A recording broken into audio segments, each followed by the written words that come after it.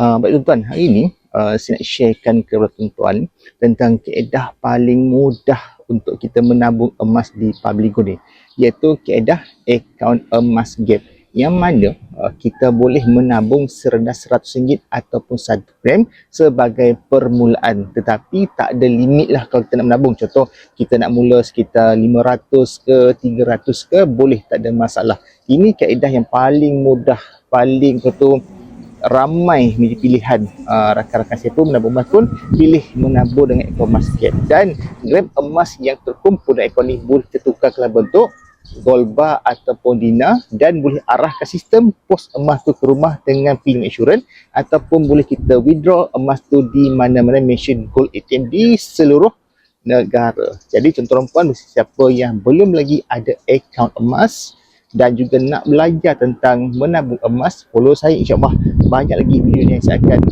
kemas kini semasa ke semasa.